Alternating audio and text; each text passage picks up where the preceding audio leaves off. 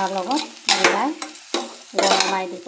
নমস্কাৰ বন্ধু বান্ধৱীসকল, আপোনালোকৰ চুলি সৰা সমস্যা আছে নেকি?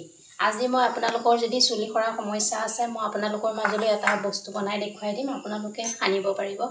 প্ৰথমে আপোনালোকে নাৰিকল তেলখিনি গৰমাই ল'ব। নাৰিকল তেল গৰম হ'ব। আপোনালোকে সৰহকৈ দিও বনাই থ'ব পাৰিব, বস্তুটো বেয়া নহয়। তেলটো গৰম হ'ব দিব।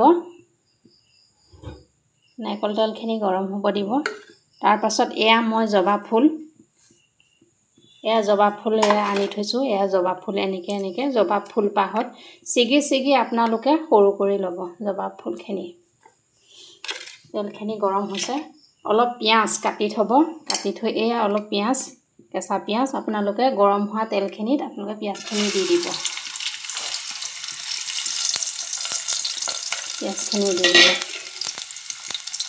পিঁয়াজখিনি অলপ গলা নিচিনা হ'লে আপোনালোকে ফুলখিনি দি দিব। এই জবা ফুলখিনি ইয়াত আপোনালোকে দি দিব।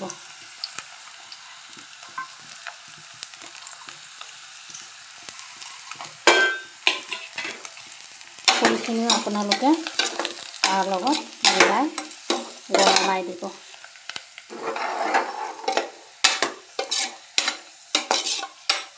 ফুলখিনি গলি নোযোৱালৈকে আপোনালোকে গৰমাই থাকিব।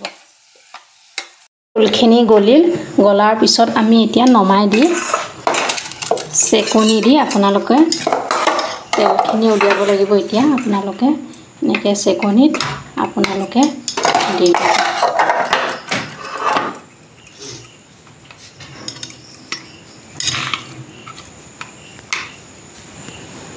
এনেকৈ আপোনালোকে চেকনিৰে চেকাৰ পিছত আপোনালোকে তলত এইখিনি তেল ওলাব। চাওক, এইখিনি তেল ওলাব।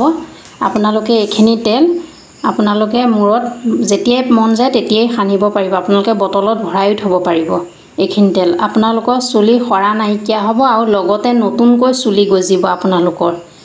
আপোনালোকে বটলত ভৰাই ৰাখিব। যিমান দিনলৈ পাৰে সিমান দিনলৈকে সানিব পাৰিব।